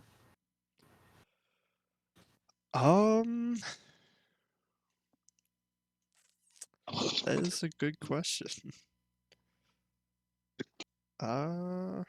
Or not even world building. I think world building is a little bit too ambiguous. How has the character creation process affected the way your story, the story that you want to tell? Um, So like the player character's creation process? yeah, Okay. Um I think it helps a lot, especially when it comes to the background questions. It makes it where it's like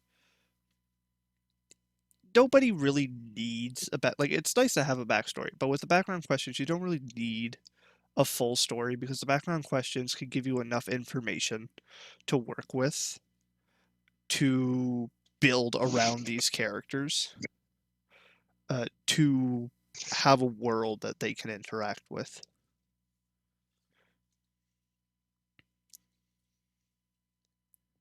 yeah.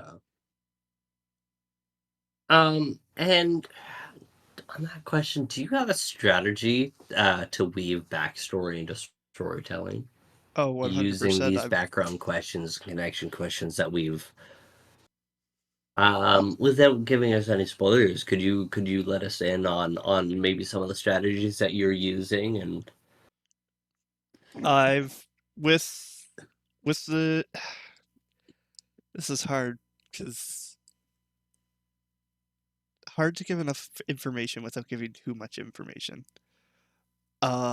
Let's just say that I've found a way to weave a few backstories together. Ooh. interesting? And on without giving us any detail, these characters is something we may not be expecting because Yes. obviously there is a lot of weaved together stories already between myself, Whitey, and James. Well, I want to say yes, but also this group can be very perceptive when it wants to be. Um, so it could be you connect the dots really fast, or it could be it'll be a total surprise comes the reveal. And that's a really exciting for us to find out and for you to kind of navigate, especially on giving enough information to keep us going, but not enough to show your hand in that way.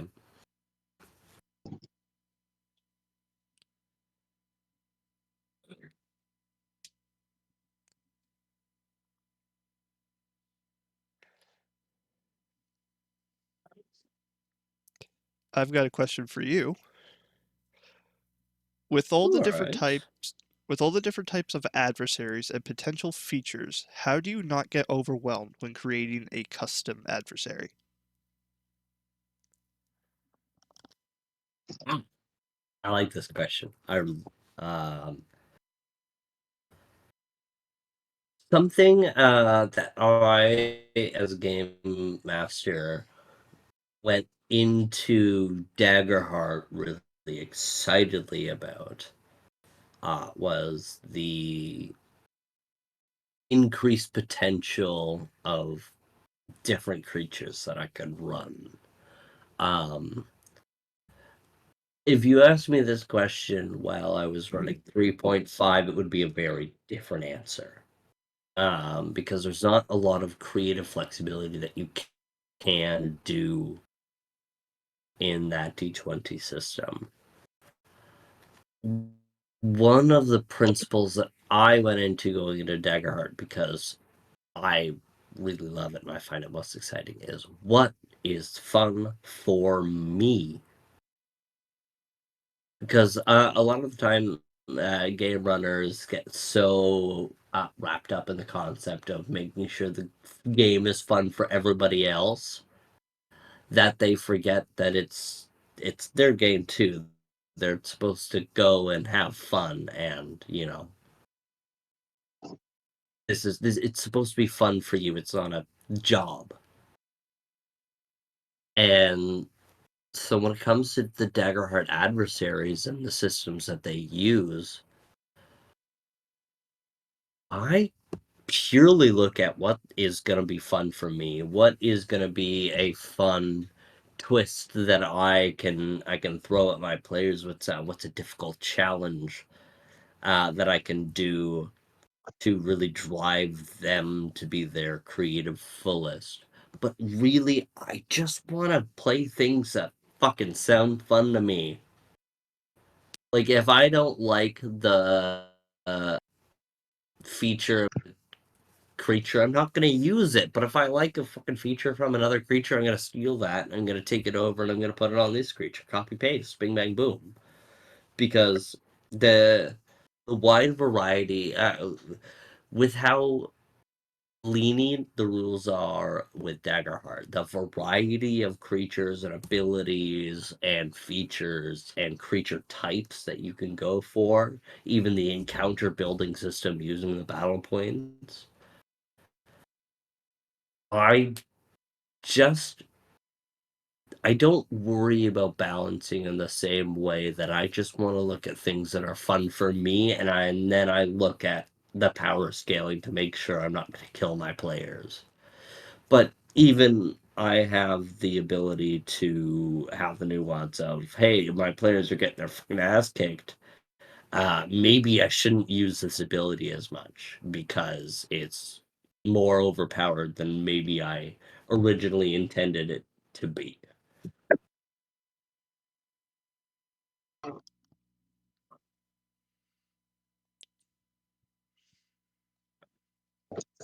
But my to TLDR, focus on fun, balance later. I'll keep that in mind.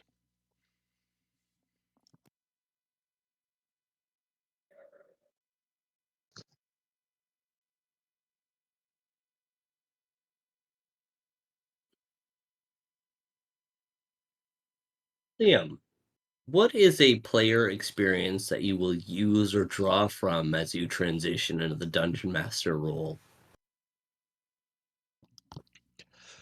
I think with having mostly experience as a player, I can easier get into the mindset of one.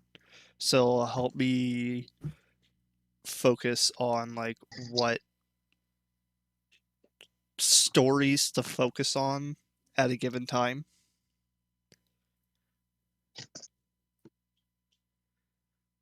If that makes sense. Yeah.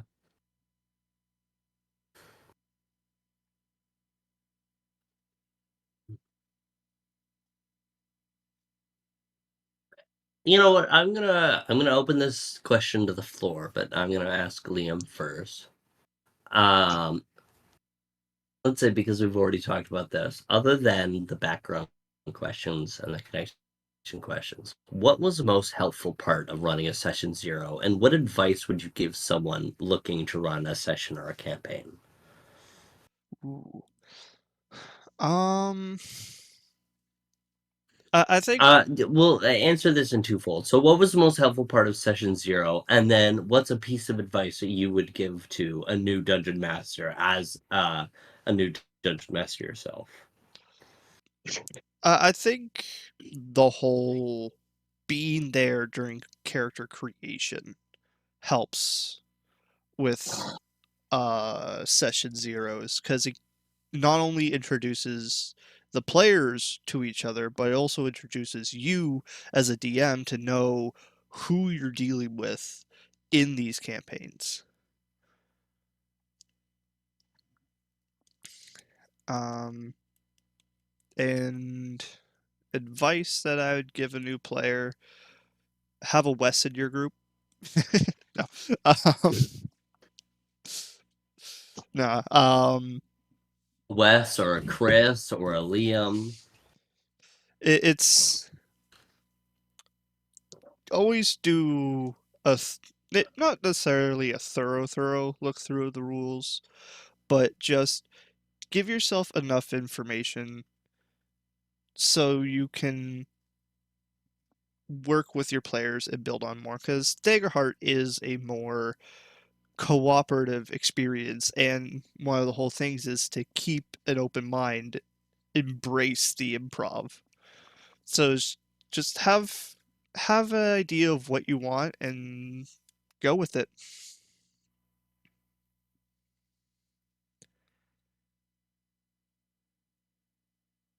Whitey, Owen, I'd like to hear from you guys. What did you guys find the most helpful part of experiencing a session zero? And I want to maybe exclude background connection question. Although, if you have something you want to say on those, I would definitely invite you to do so.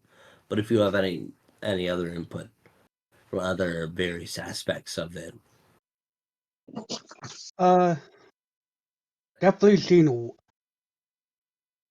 starting to see what the character could be if I continue with this character and see what I could potentially help other characters see in like other people see in their characters too.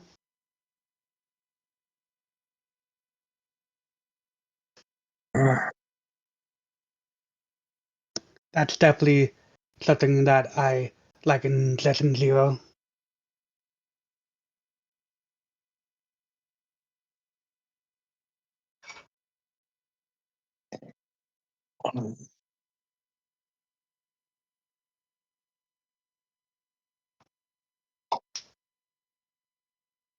Owen, do you got an answer to this question?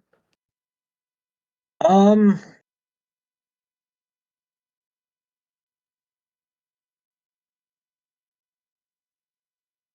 I would say the benefit of a session zero is to be able to build relationships with other characters before actually getting into the main thing, and also it's definitely a uh, good way to learn what world you're in and get an idea of what you're trying to step into.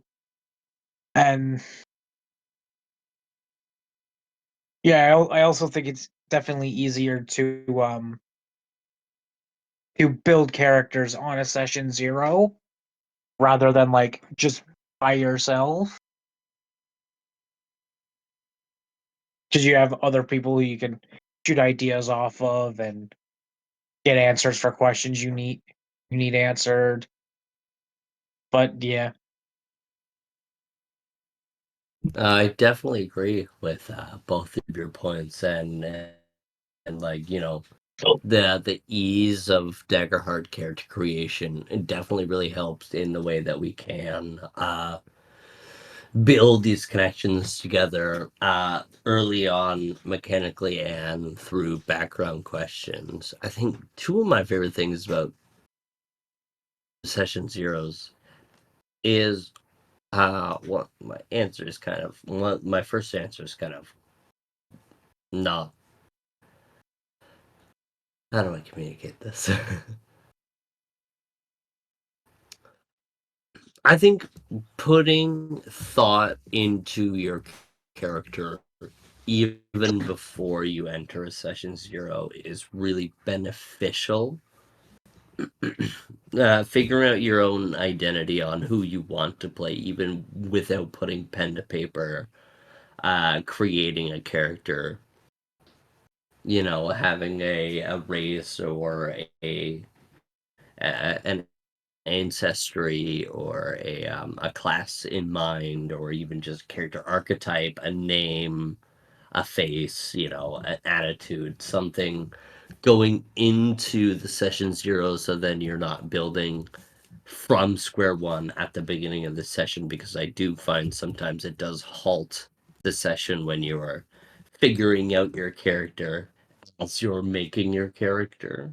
But I do also see the benefit of doing the same, of being like Owen said, to work off of each other, answer questions, and develop things together. And I think there's both work before the session and during the session that a character should put into figuring out their identity.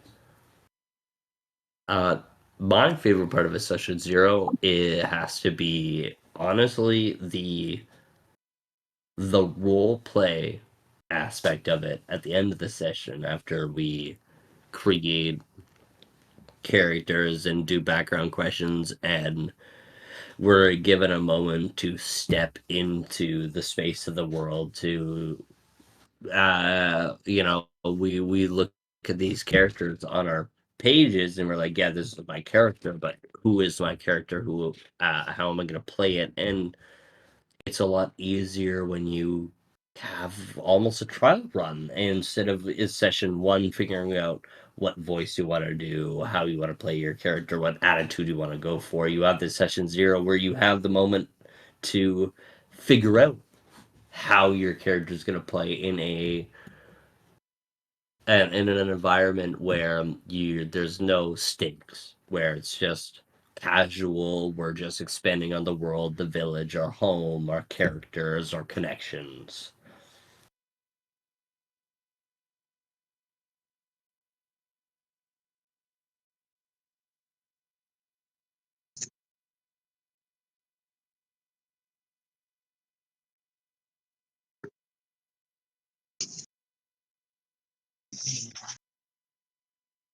I think to end off our night here, Liam, how would you describe your game style? What do you think is the difference between how you want to run your games versus how other dungeon masters, or even how other Boundless Shores dungeon masters run their games? I think with this one, especially with the Beast Feast campaign frame. I definitely want this to be more like it's gonna have its serious moments, but it's definitely gonna be a lot more lighthearted and a casual style play compared to the hardcore nitty gritty style that we've been played before.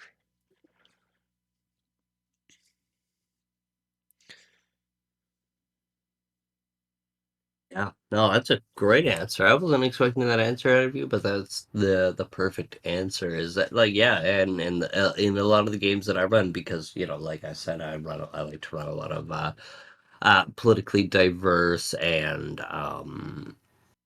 very hardcore, thought-provoking campaigns that I don't often lean into the comedic side of the potential of role-playing games, and I do look forward to having these funny moments blended in with these serious moments.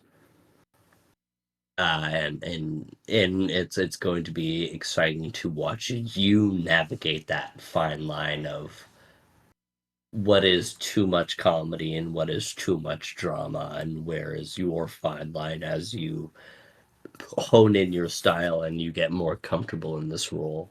Mm-hmm.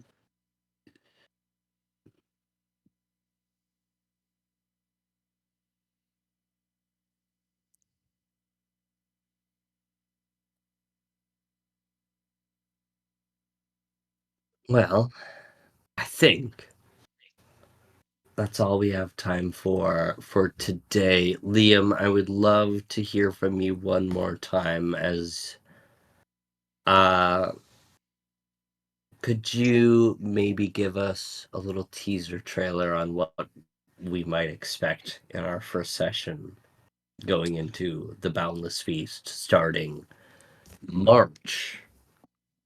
Yeah. For those who've seen, March, hmm? whatever day it's gonna be.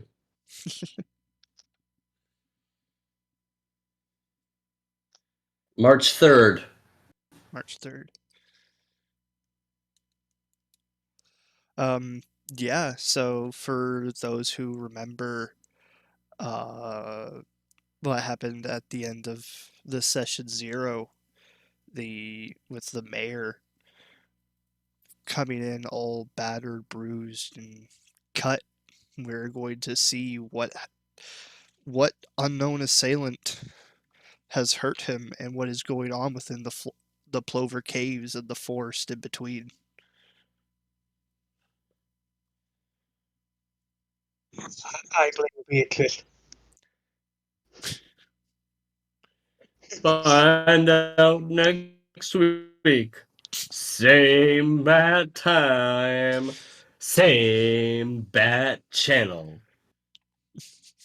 Thanks for watching, everybody. Peace. Bye, have a great time.